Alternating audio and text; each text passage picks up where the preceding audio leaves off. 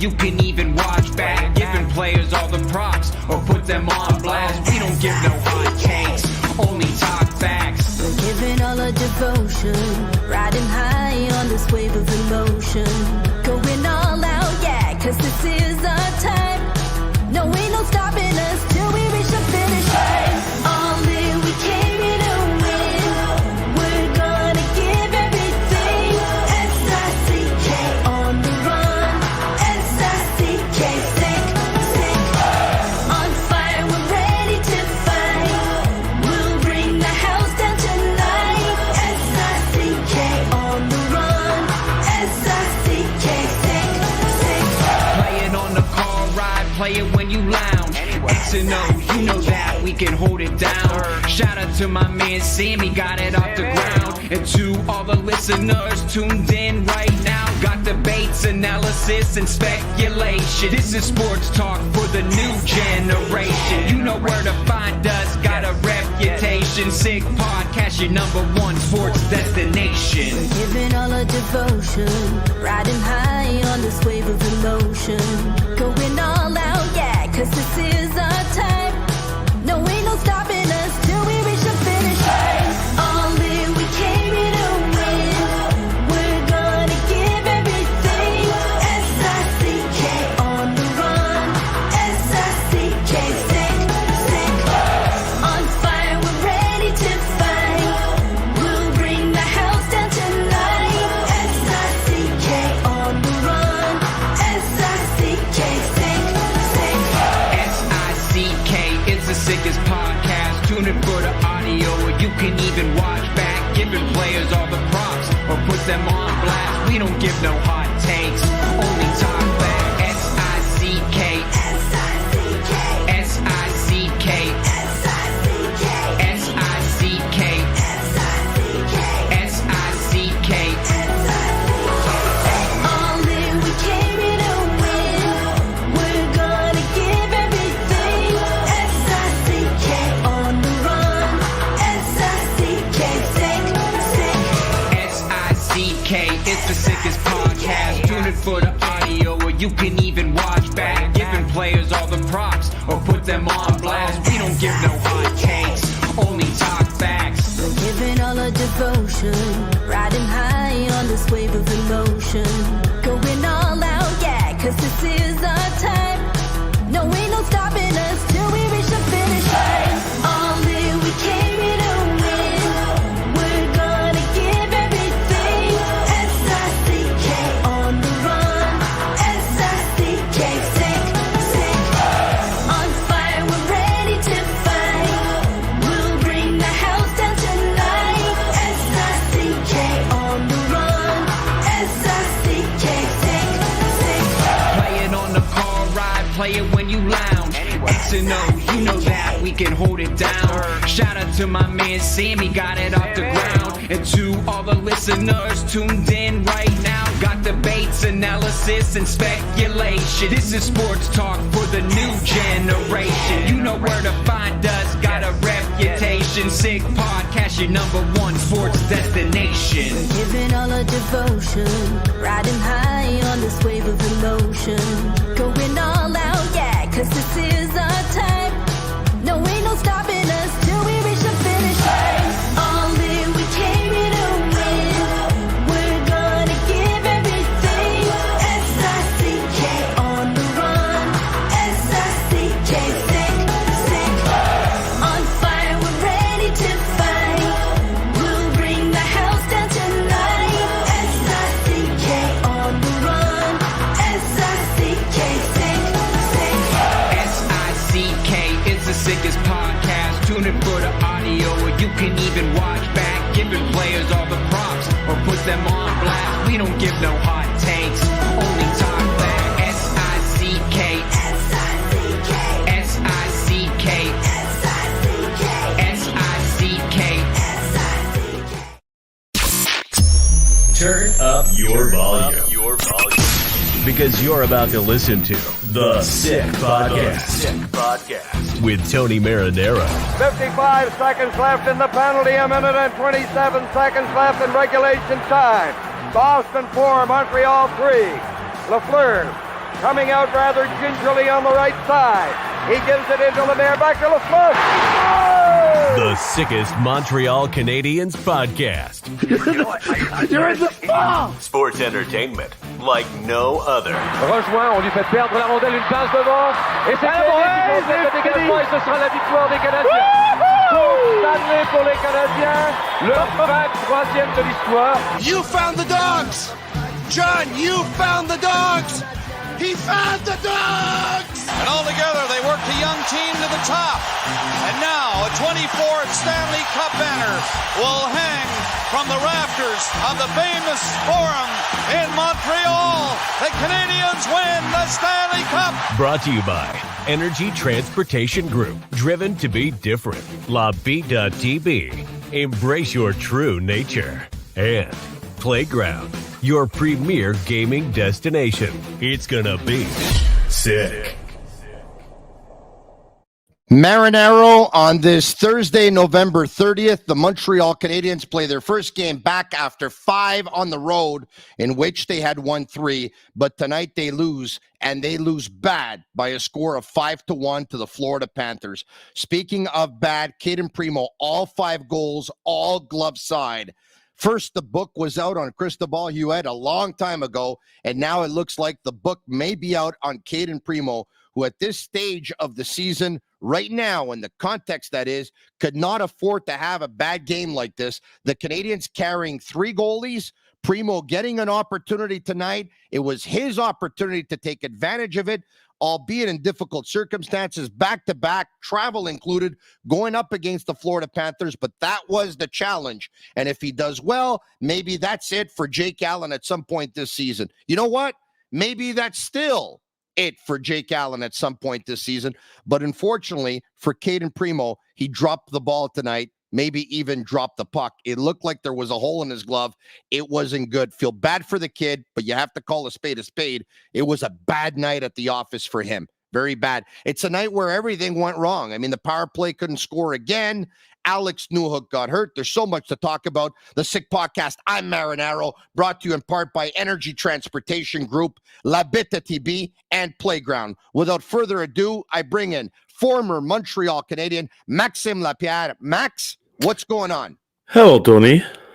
Under the weather a little bit, Per? A little sick tonight, yeah. Are the hoodies still sold out, or are you going to send me one soon? This one here, you tell me whatever. If you want, I have a good idea, okay? Yeah. We can get a hoodie for you. Okay. No matter which color you want, okay? We can put sick all the way at the top for the Sick Podcast, okay? Yep. And then I sent Agnello and Sammy exactly what I want to put on the hoodie for you. It's funny you're talking about this. I said, there we go. You put the picture, huh? Wow, you were ready for my order. I love it. Tough. Yeah, I know. That's embarrassing. The PP was tough tonight. It was really tough. Okay. We've talked about this. It's been bad for 10 games. 11 games. We've talked about this. The power play has gone up and down. Yeah. At one point, they were one of the worst power plays in the league. I took it to the power play, and I took it to your buddy Alex Burrows pretty good. You came to his defense, and I know when you went on with a series of tweets talking about the players the Canadiens put on the power play compared to the other teams, and I have to say, the Canadiens were definitely lacking elements on that power play. But then all of a sudden, they made some adjustments. They turned it around. The power play got hot to the point where I think at one point they may have been 13th or 14th in the National Hockey League. They were actually 10th. They were 10th. Okay, there you go. Thank you. I stand corrected. I was going to say 10th, but anyway, I didn't. And now, in the last 8 games, they're 0 for 22. 0 for 5 again tonight. 0 for 22 in the last 8 games. Have you been able to put your finger on it? Honestly, I think it's and there's a lot of things in power plays. It's structure first, obviously. It's talent, like all these things. But tonight, for me, it's focus and work ethic. You cannot go on the power play being on a vacation. Like a power play is not two minutes of easy hockey. You need to work for a loose puck. You need to work to keep the puck. Like it's like we have a tough time making two passes in a row on the tape, and then we have a tough time taking a good shot. And as soon as we take one shot, it's over. The other team recovers the puck, and it's out of our zone. That's not how you play a power play. Like and we're joking a lot about that. And obviously, you think I'm defending Burrows because he's my friend, but it could be it could be Kurt Muller, it could be anyone. The reality is, you know what? If you were defending him because he's your friend, I'd call you a good friend. Exactly. But let's say you and I would sit here tonight, and we're taking a beer, watching every single power plays in the league. It's pretty much the same routine. There's so many plays you can do. It's pretty much the same plays for every team. It's just they execute faster. They're better players. They have better shots. They know they're better at doing a saucer pass. It's all about skills. You put your 5 best players on the ice, and that's all we got. Like, I'm sorry, but we don't have much to offer. We can talk about structure. We can talk about the PK on the other side. We don't have the players Tampa and Colorado have. That is that simple. I got some stats for you. You ready? Yeah.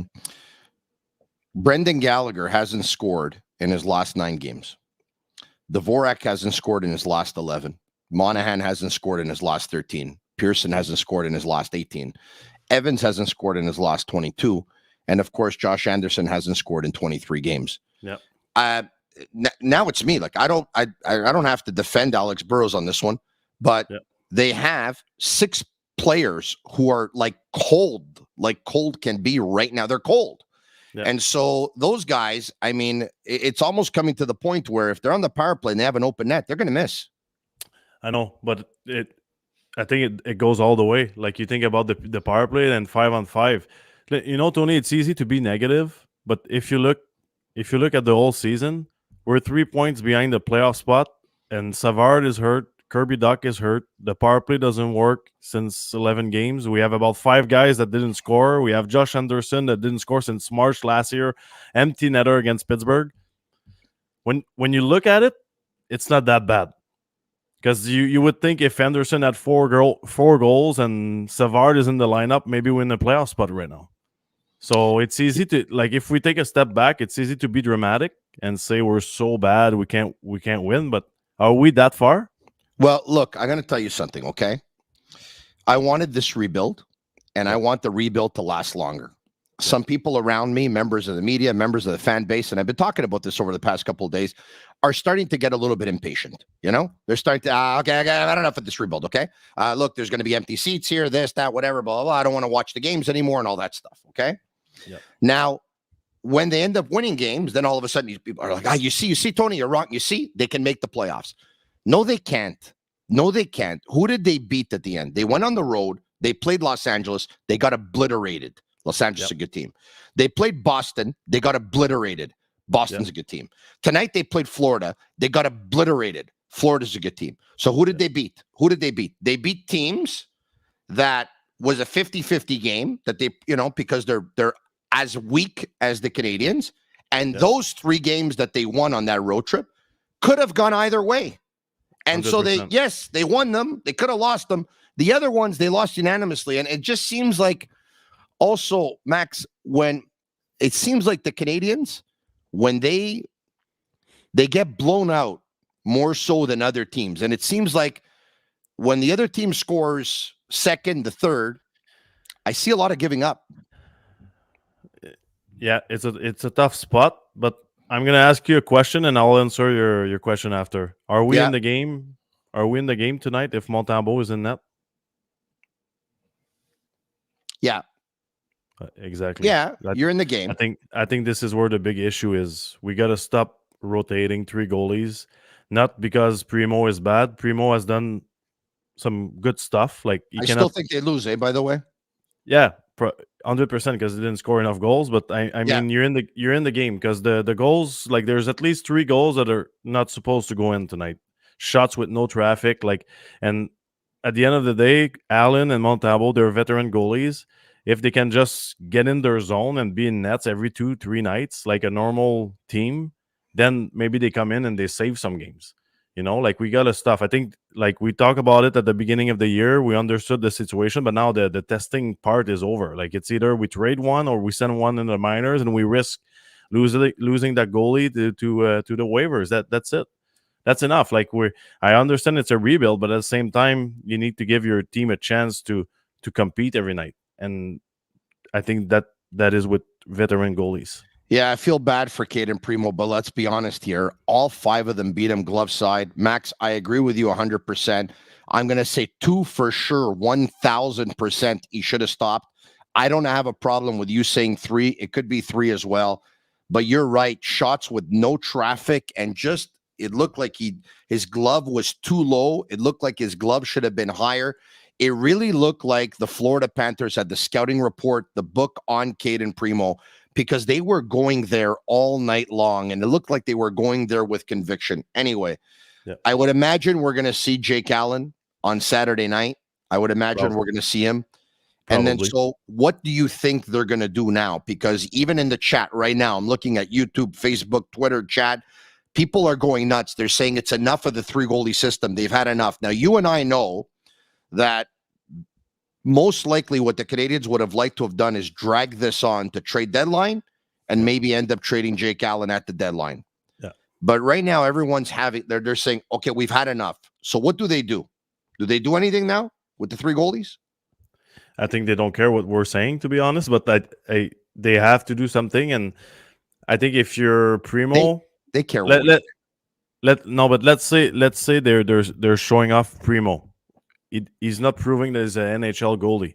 Like everybody's talking about Edmonton being in the building with scouts and all that.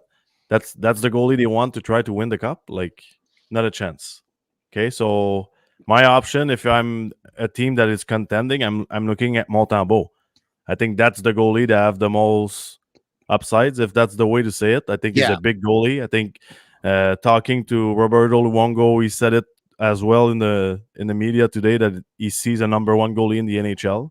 Like, he's a good goalie. He's a structure guy, and I think if he had the net as a real number 1 goalie, he would do a very good job. But you're asking me what to do with Primeau?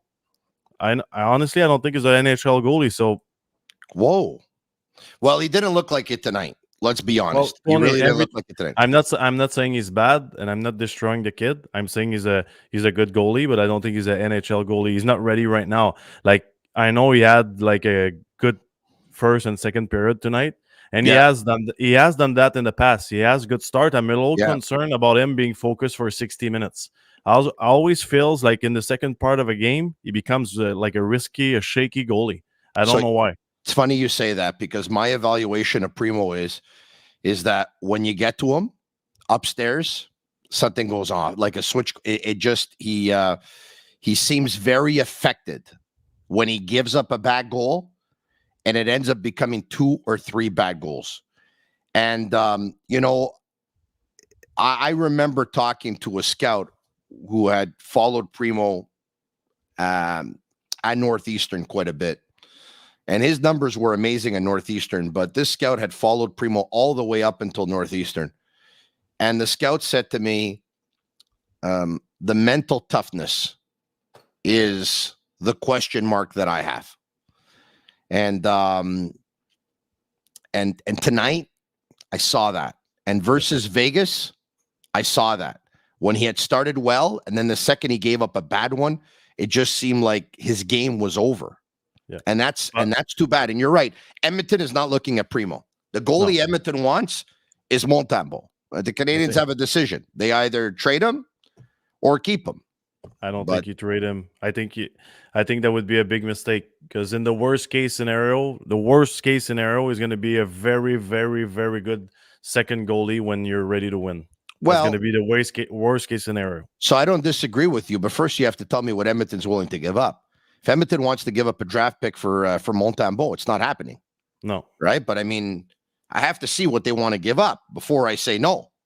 Yeah, but what do they have to give up? Like, they have veteran players. Like, you're going to take Nugent Hopkins, and with his how many years contract, that he's not going to be like as good when it's time to win. Like, he's signed for a gazillion years. A bad night for the Montreal Canadiens. Alex Newhook's injury. Newhook went down twice in tonight's game. Once he got slew-footed, and the referee, by the way, didn't call it. The second time, he's taken the defenseman to the outside, and it seems like his left ankle gets caught in the net. Yeah, badly. I think so. I would say ankle sprain or something like that for sure. That's a little bit like Harvey Pinard, the Yeah. same type of injury. That's you know what, Tony? I think a high ankle sprain hurts more than when it's broken. It's really tough to deal with, and again, a lot of injuries in Montreal. Last year, the excuse was the medical staff wasn't good enough, and we lost because we're always hurt. That's hockey. That's hockey, guys. There's injuries. Like the Panthers, Panthers on the other side, they played all year without their top 2 defensemen, and they just came back. Like they found a way to win anyway. You know. Well, I think injuries, you're right, is par for the course. But at the same time, how do you treat those injuries? And do you take the necessary time in bringing the player back? And I think this year they said they want to take the necessary time before bringing the players back. But once again, I mean, this doesn't look good. Newhook out. If it's a high ankle sprain, what are we looking at? It all depends, but it's going to be a long time. That's for sure. Not the months, but I hear you. I would assume 3 weeks, maybe for a month. Let's it all depends.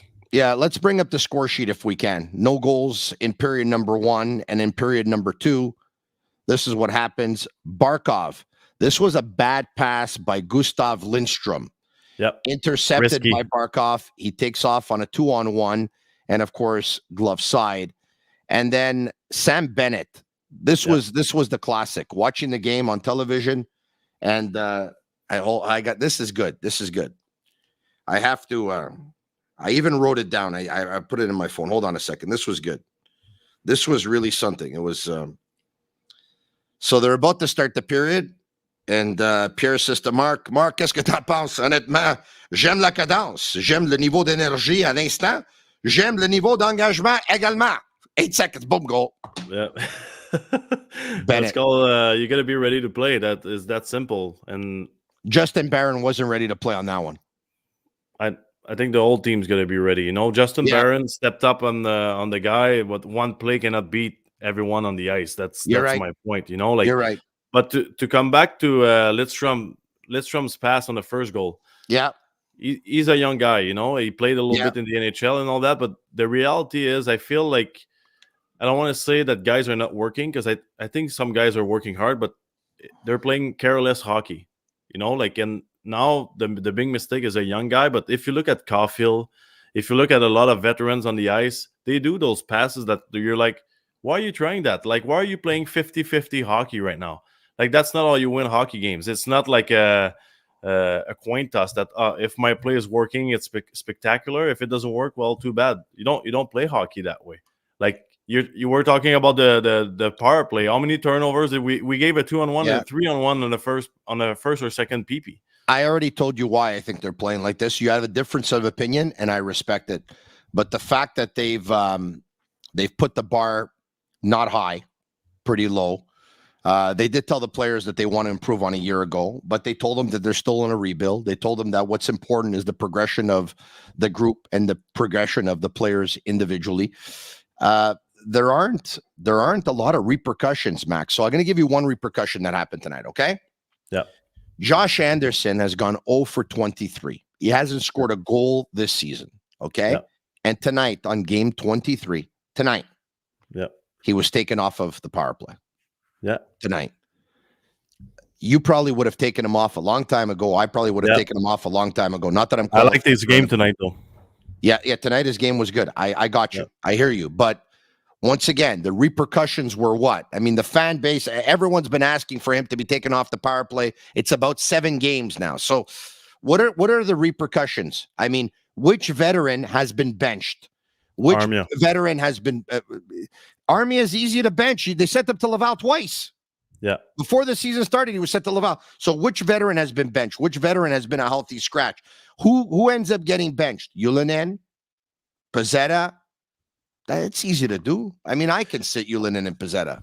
Well, there's a few things here, Tony. First of all, it's a business, right? Like, if you're trying to trade Anderson, let's say you're trying to trade him, you're not gonna get a good value out of it if you're benching him. You need to find a way to wake him up. Like, you need to find a way. You're hoping that he's gonna score. You're trying him on the power play. Maybe he scores one and his confidence comes back. Whatever. You cannot just show the other teams that, man, he's struggling badly. You know, like you're hoping that he's going to play like tonight. Tonight, I don't care if he didn't score. He fought. He was hitting. First shift, he gave a big hit. The guy was mad, gave him a cross-check power play for the Canadians. That's how he needs to play. He needs to make space for his teammates. Like, we're all focused on his not scoring. Hey, Yeah. honestly, you're unlucky if you didn't score for that many games, because it can hit your pants and go in the net. I don't know, but you know what? It's not just about effort and skills. Yeah. Like, fourth liner, like Kovacevic has 4 goals in 7 games. You know, you know what I mean? Like, Yeah. It just don't go in. What is he gonna do? Like, he hits the post. He has breakaways. Tonight he's on a breakaway. Did an unbelievable play.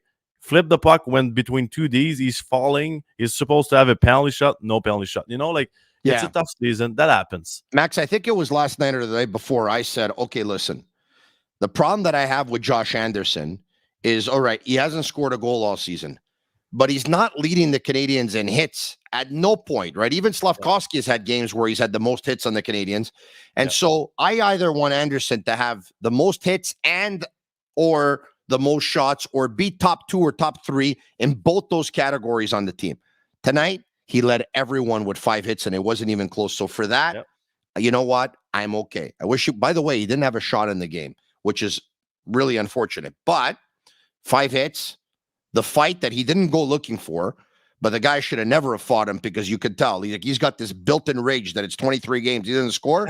he was beating up Ryan Reeves tonight if he was going to fight. Yeah, no, that was a good fight, and that's what he brings. You know, he should just play like Brendan Gallagher when he was younger. You know, and he's still playing good this year. But that's the impact we want. Go to the net, screen the goalie, finish some hits, disturb a little bit, and then when the goals are gonna come, you know, like, then you're gonna play with Suzuki Caulfield and make some space with them, and nobody will expect you to score. That's it. And you're asking me why nobody goes in the stands or on the bench? It's because there's nobody to take their spot. There's nobody that will take his spot and is going to do better. There's nobody in this team dominating right now. So if you have a young guy that is, and I know you're going to think, oh, yeah, but Ylönen is playing great and all that. No, he's playing good, but he's not playing good enough to steal a spot in, like, on his first 2 lines. Or and you know what I mean? Like, who are they going to put? They're going to punish him to put a Pizzetta? What message are you sending? Like, you know what I mean? So I've been saying over the last little while, I don't know if Jayden Struble and Arbor Xhekaj can coexist on the same team, but I think Struble's been playing well. Yeah. And I thought that Xhekaj actually took a step back this season compared to a year ago. But when you're coming back from a 5-game road trip, and I don't have the stats in front of me, but you know, Max, as a player, they say that the first game back is usually a difficult one. Yeah. But when you're coming back from a 5-game road trip and you're playing 2-2, travel included, you lost the night before, you get in late or early in the morning, you need a guy that's going to bring some emotion. And Josh Anderson, we just talked about, he's the only one who brought that emotion tonight. There was no one else who could bring that emotion. And I thought that Jayden Struble tonight was a nice opportunity for him, playing in his first game at the Bell Center, to go out and try and change that momentum of the hockey game with a hit. You know, everyone says he's a Greek god. He's probably the best athlete on the team. He has the best body. This guy is a brute force. Tonight would have been a nice opportunity. He finishes the night, 0 hits. Now, you know, it's his first game at the Bell Center. He was probably nervous as nervous can be. For sure. But you know what? I like him as a player, and you're right. Like, you have to do as much as you can to stay in the lineup when you're a young guy. But like, when you look at him, when you look at our defense core, like, we're fine in the future, man. We've been talking about the same Ds all year. We never really mentions this guy, Struble. He's a great player. I think he's going to be solid. And now I'm hearing like funny stuff and all over about Xhekaj is done because Struble is better and we cannot have both in the lineup. Come on, guys. If we have 2 solid defensemen that are tough and they hit, we'll take them. Because it's been a long time we didn't have a tough third pair. You know, like, we have when you go and you're ready to win games and Goulet is your stud and you have a offensive quarterback on the power play, you need those guys that are hitting in the back. And let's not forget, the year the Canadians made it to the Stanley Cup final a couple of years ago, there were 3 big, strong defensemen who would block shots, hit, make players on the other team pay the price in front of the net, and they were paired with 3 puck movers. Yeah. So you had 3 puck movers and you had 3 big strong guys. So yes, they probably can coexist on the same team. You're right about that. He is a good player, it's true. But Max, I like offense. Okay, I grew up with offense. I grew up with Lafleur. I saw Lafleur on the decline. Yeah. On the decline, and he was my idol. When I saw him, he was like almost finished, 80, 81, 82. And he was my idol. I liked offense. After Lafleur, I liked Naslin. After Naslin, I liked Richer. After Richer, I liked Kovalev. I've said this story a million times, and now I like Caulfield because I think he's going to score 40 goals and maybe even 50 one year. But this is the problem I have. Like, you're going through this rebuild, and you want to be, the goal is to be very competitive for as long as possible. But you need to do it with elite talent up top. You're talking to me about how deep they are on the back end. I agree with you, Max. I still think there's something missing up top, Max. I still think there's something missing up top. You mean? The only guy who can score goals is Caulfield, Max. We're missing a lot, Tony. We're missing a lot. We're missing. I'm sorry, but we have great players, but I don't think we have those elite, top-notch players that are going to change the game. I don't think we have that.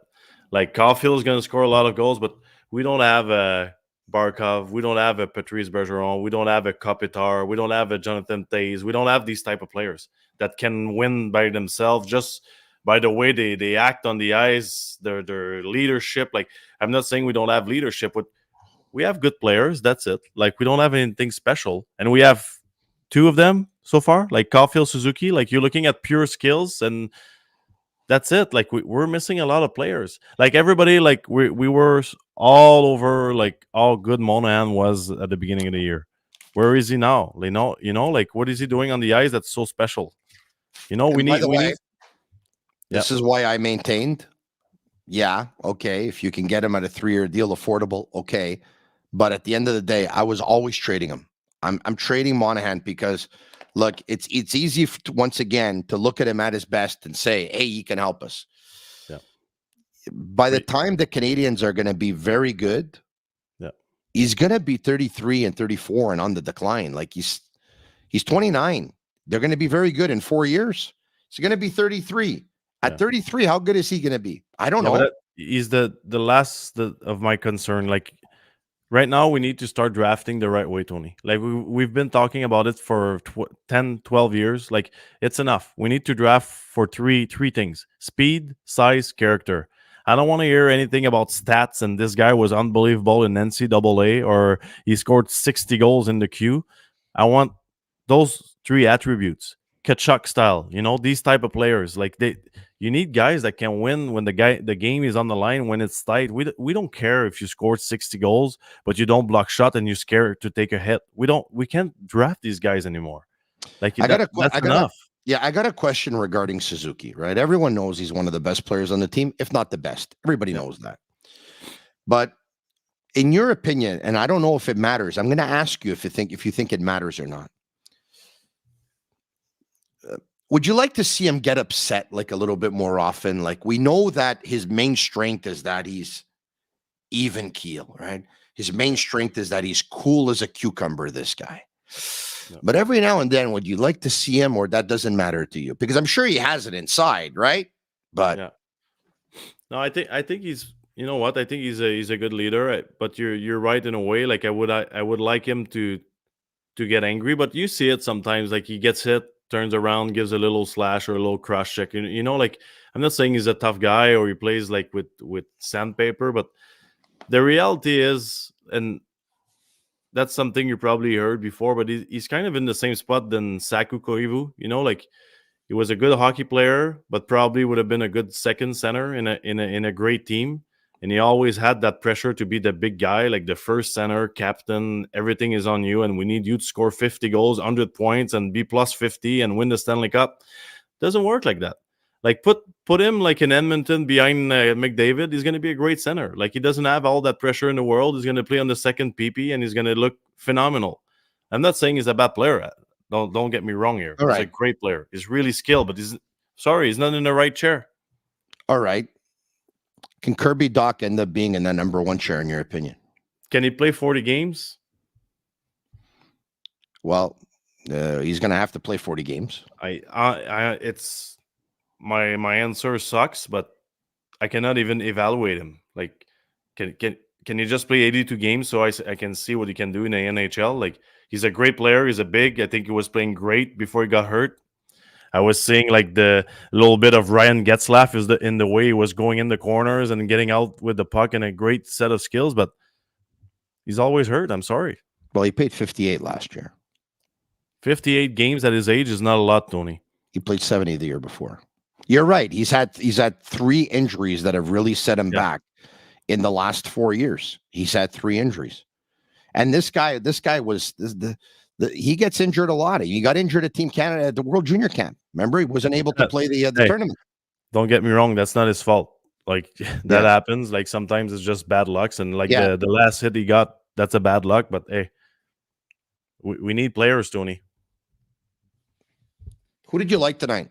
I thought Kovacevic was good, and not because he scored, but I didn't notice major mistakes. There was a lot of giveaways from a lot of other players. And by the way, I thought Caulfield was pretty good tonight. That goal that Kovacevic scored, that's some great playmaking by him. Okay, Caulfield, you know what? You were talking about Suzuki getting mad. Caulfield got mad in the third. Like, the way he was skating, and he took control of not of the game, but of himself. Like, he played really well. He was skating. Yeah. I think Slavkovsky, are you starting to see it?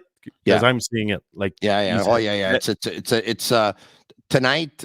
I don't think it was there for Slavkovsky, but it wasn't there for anybody tonight for the most part. Yeah. But I've loved Slavkovsky's last 6 or 7 games prior to tonight. Like, love them. Like, especially last night in Columbus, there were a couple of shifts, him and Caulfield. I thought they were controlling everything. Yeah.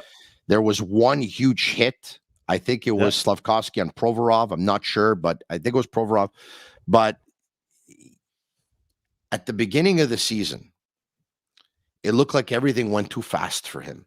He was rushing shots and he would fumble the puck. Now it looks like everything has slowed down. Yeah. He's and patient. The way he's moving, it's I'm seeing everything in slow motion. Yeah. You know, and it's really good. Tonight he found a puck in close, unfortunately for him. But look, I really and look, I'm one who said that I don't have to see the rest of their careers. I'm going to go with Logan Cooley being the better hockey player over Slavkovsky. Not to say Slavkovsky. I'm just going with Logan Cooley over him, right? I think Grant McCagg pointed it out in the last 7 or 8 games. Slavkovsky's been much better than Logan Cooley. Like, it's not even close. Not even close. Like, you think we drafted him first overall just because he was big? Like, he's a good player. Like, there's a reason why there's so many scouts, and they look at every single game, and they re-look at the games at night. Like, he's a good player, Tony. Now I think he's at the stage that he's confident. Like, the last 6-7 games, I think it's time for the coaching staff to go see him and say, hey buddy, when you're on a 2-on-1, shoot the puck. Enough of looking for Caulfield or a veteran player. Like, shoot the puck. Like, he's a good shooter. Now he's got to stop being generous. And I understand his position. When you're a young guy, like, you want to be nice with the veterans, and you want to take care of them and show that you're a good guy. Shoot the puck. Like on that shift, like, he did well in his zone, skated well. He actually was clapping his stick on the ice to get a pass. Went on a 2-on-1. Shoot it and score, bud. You deserve it. Hey, by the way, early this morning, Anthony Martineau of TVA Sport, he tweeted out something on Slavkovsky. Did you see it? Nope. Slavkovsky, 5-on-5. 5-on-5 with the Canadians this year, okay? Yeah. For assists, for points, and for hits. Do you know where he is on the team? 5-on-5? Yeah. I would say top 3. Second in assists, 4th in points, 4th in hits. I would have never thought that. He's 19 years old. Because obviously we take a look at their points, but we don't know when the points are 5-on-5 and the points are power unless we end up breaking it down, right? Yeah. But I would have never thought that Slavkovsky, 5-on-5, is second in assists, 4th in points, and 4th in hits on the Canadians. 19 years old. That's why we need to be patient. Like we need to stop looking at stats. We need to stop looking at mistakes. He's a good player. Let's give him time. And even if he's playing not really well right now, give him 5 years. Like not 5 years, but 3 to 4 years. Like it's a long process. Like the next step is he's going to be playing well, and he's going to be on the first PP, and he's going to be nervous to be there for the first time. He's going to be nervous. So you're going back one step back. You're taking 2 steps forward. That's what it is to be a young guy. Hey. Just look, hey Tony. Just look at the kid on the other side. What's his name? He was in Buffalo, and he's top scorer in Florida. Sorry, I got a blanc mémoire. Hoover Higgy? No, the other guy, the right winger with Barkov. You're gonna find it. Just Bennett. look it up. Bennett. No, Yeah. not Bennett. Reinhardt. Sam Reinhardt. Pardon me. Sam Reinhardt. He became the player he was supposed to be when he was 25, 26 years old. Yeah, you're right. Like Yeah. how good is he now? Like, Yeah. Let's be patient. Yeah. Hey, if your buddy Burrows would give you a call, all right? Yep. Once again, you guys played together in Vancouver. And at one point when I was picking on the power play, we were at TVA Sports. You and I, we were sitting down on the sofas next to one of the studios. And you said to me, Tony, you think I defend them because of my buddy. I'm going to tell you something. You said to me, Game 7, Vancouver, Boston, Stanley Cup final. And I see Alex Burrows going up to the Sedins and saying, on the power play, you go here, I go there. We do this, we do that. And Sedins are listening to everything Alex Burrows is saying. At that moment, I knew this guy knows what he's talking about on a power play. And if he can coach the Sedins, he can coach what they have here in Montreal, right? Yeah. So I think it's a nice story that you told me because it made me reflect, right? So anyway, so we share it here on the Sick Podcast tonight. But if your buddy Burrows would give you a call tomorrow, hey, Max, comment ça va? Hey, Alex, ça va bien? Toi? Hey, ça va bien? La vie est belle? Ouais, la vie est belle. And you're going to say to him at one point, hey, Alex, the power play, though. Okay? What would you tell him? Would you give him your opinion? Or if so, would you give him an advice? Like, is there something that power play you would do with it differently? What would you tell him? I don't know, honestly. I would start by saying you owe me $40 from the last card game we played on the plane, the last year in Vancouver. Right? Yeah. I'm just kidding. But honestly, it's a tough spot because I don't even know which player could do better. Like it's not like we have tons of options. What I would like to see is maybe a different setup. I would like to see Suzuki. We seen it a little bit tonight. Suzuki was goal line on Caulfield's side, which I think I would like Caulfield and Suzuki to move around a little bit in their corner. So sometimes you have Caulfield one-timer. Sometimes you can walk in and shoot the puck. You can also pass goal line to Suzuki that can hit Monahan back door or another lefty that I wish was Slavkovsky in the slot. That's the setup I would do. But so you just said it then. You would tell him, Alex, why don't you put Slavkovsky in the power play, man? Yeah, but then you know what, Tony? Like it's not that simple. Like we're always mad about stats and results, but I'm always gonna come back and it's gonna be a boring answer. But we don't have the staff. It's that simple. Like I think what I'm gonna start doing is sitting with you and show the exact same plays we're doing here in Montreal with the top 10 power plays in the league, and you're gonna see, okay, they're doing the exact same thing, but they execute. It's that simple. Like. If me and you were going tomorrow at the rink here and we're shooting from the same spot, you're never gonna hit the spot I'm gonna hit. It's sad, but that's reality. We need players. We don't have players. Do we have an actual real? No, we have one. We have Caulfield, I think, and Suzuki, but of course we're missing 3 superstars on the power play. That's it. Like it's you not every team has 5 superstars on the power play. Okay, name me one team that doesn't have 5 superstars on the power play. 5 superstars on the power play. Superstars, it depends what a superstar is for you. But like, let's say, for example, you look at Tampa, right? Well, Tampa's easy, but I mean, Colorado.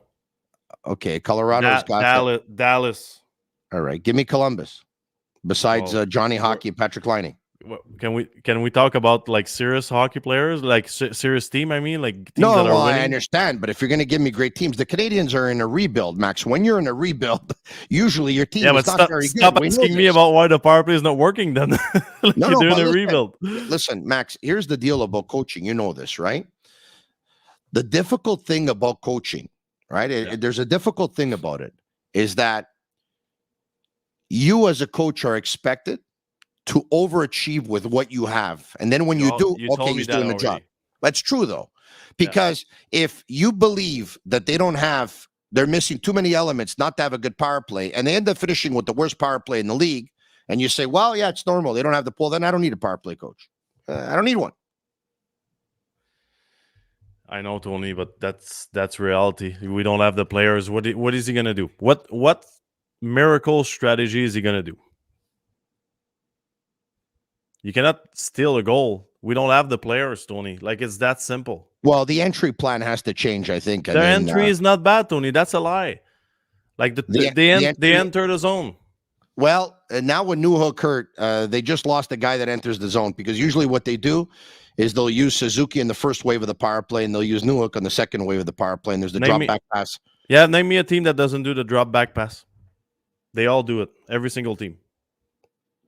Well, it's one. Some teams enter like that. Other teams will dump it in and go for it, but other teams will just I know, Tony, but the reality is there's so many plays that you can do. You know. So let's say they don't do the drop pass. Okay. Yeah. The team is gonna look on the video and they're gonna find a structure to make sure you won't enter the zone. You know what I mean? My little thing with the power play, I find that they move the puck, but they don't move their feet. I find the guys stay in the same spot too often. You talked about the Tampa Bay power play before. Yes, they have some set plays. Everyone knows which one it is, right? Hedman gives the puck to Kucherov on the half wall. Kucherov looks like he's going back to the point. Instead, he ends up going to Braden Point in the slot, and Point shoots right away. It's a set play. We know it, right?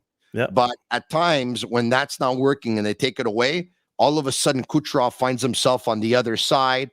All of a sudden, Braden Point finds himself on the side of the net. There's feet moving all the time. The Canadians, I find, are static more often. You know, I've seen something on X tonight that the Canadians have the worst power play since 2018. If you combine all the seasons together, they're last in the NHL. So we all agree that's not the coaching, right? Since 2018, yeah. We had great guys behind the bench since 2018. It never worked. We're going to have players. One day, Caulfield is going to be in his spot with Suzuki, Slavkovsky, a QB. But you know what that was? You know what that was?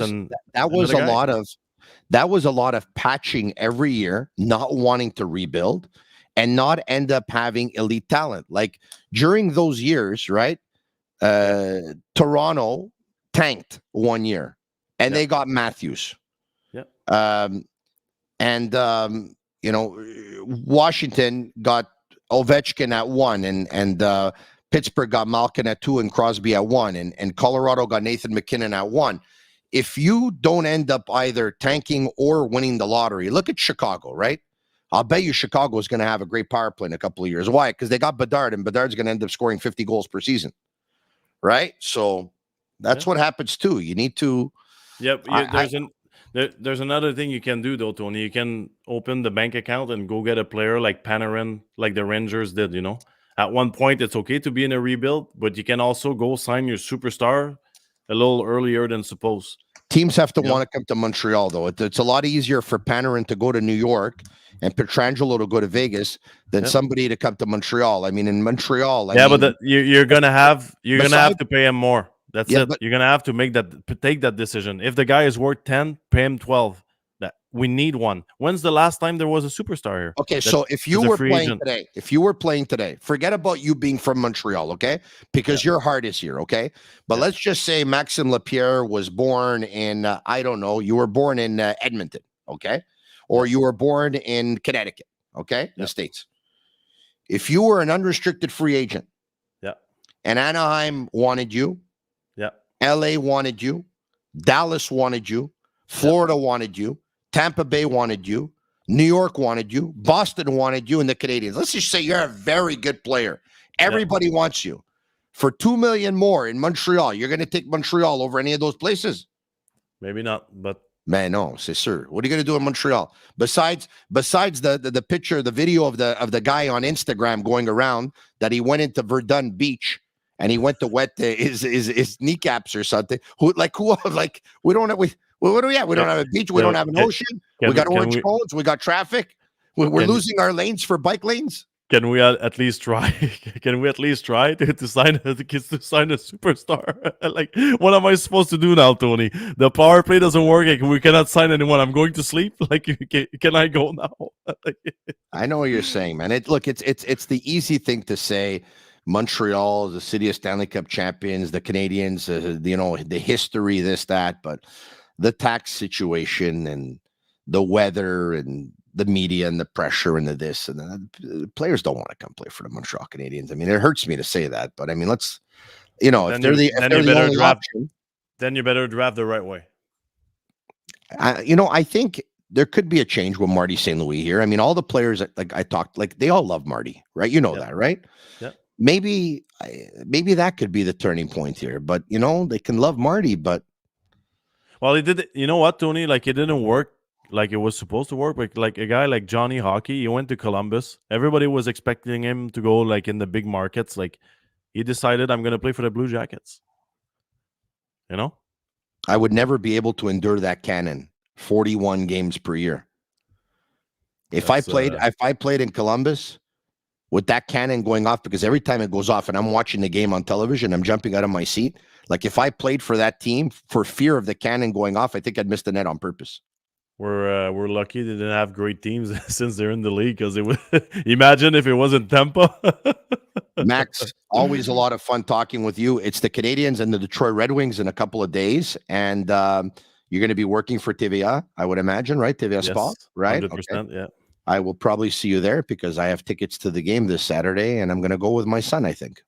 Come say hi. And by the way, for the people wondering where I have the ugly wall behind, I'm moving. So sorry about that. It's going to be nicer in a few weeks. Well, of course, you're moving. You sold La Poche Bleue for millions, and now you're moving.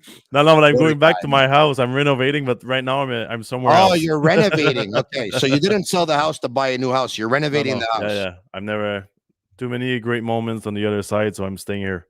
Yeah. If you don't mind me asking, what neck of the woods are you in?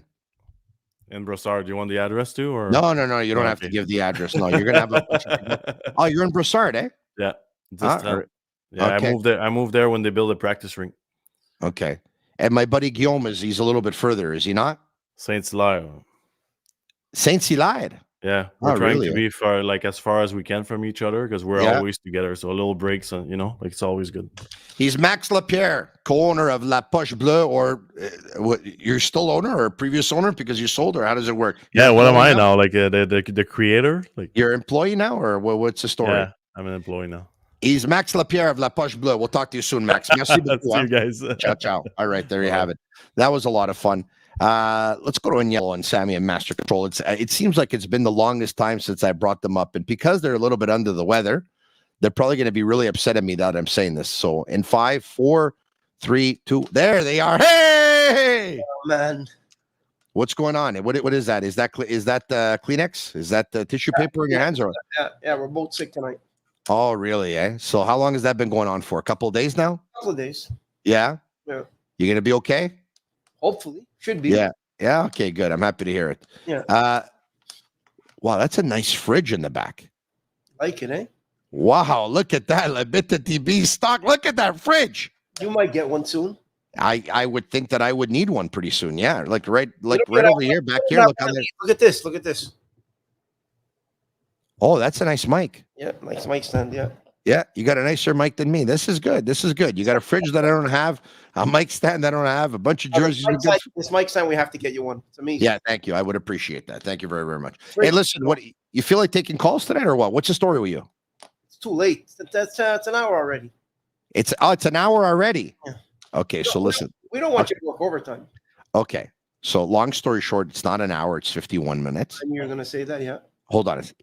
With me, and you have to be on it. Listen, it's okay. People are watching. They just want honesty, right? Yeah. You're under the weather. Sammy's under the weather. And it would be great if we can finish the show tonight so you can take some medication or do whatever you can. Exactly. Go to bed, have a good night's sleep. Tomorrow we're back. And that's it. Exactly. Okay. Well said. Okay. Very, very good. So on that note, Or the Cavaleros. yes. So why don't we do this? Special thanks to Max Lapierre. La Bitte TB, brewed in Quebec, a winner of a dozen international awards, offers quality microbrewery beers made with premium ingredients for everyone's taste. Embrace your true nature. I talked to you about Playground. Don't miss Playground's anniversary series from December 7th to the 18th with over $1 million in guaranteed prize pools, including a $400,000 guaranteed main event. Join us celebrating 13 years as the premier poker destination. Visit playgroundpoker.ca for details. And, of course, Energy Transportation Group. Energy Transportation Group, a leading full-service logistics provider serving all of North America. They are driven to be different. I want to give a shout-out as well, if I can, to sportbuffshop.com. Use code SICK10 for 10% off on all of their items for all your sports licensed apparel, hoodies, caps, T-shirts, your favorite teams, all major leagues, all of that stuff. Hey, we hope you liked it with Max Lapierre. Once again, if you liked it, like it, share with your friends. Comment SICK, S-I-C-K, S-I-C-K. Leave us a 5-star review on Apple if you can.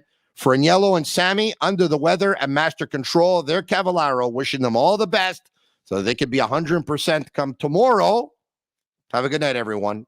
I'm Marinaro. Hey, 5 goals. Glove side. 0 for 5 on the power play. 0 for your last 22 on the power play. Haven't scored a power play goals in 8 games. I ask you, and I leave you with this. Is this a joke? And that's a wrap. Hope you don't miss us too much until next time. Follow the Sick Podcast with Tony Marinaro on YouTube, Instagram, Facebook, Google Play, and Apple Podcasts. The Sick Podcast is brought to you by Energy Transportation Group, driven to be different. La Vida TB, embrace your true nature. And Playground, your premier gaming destination.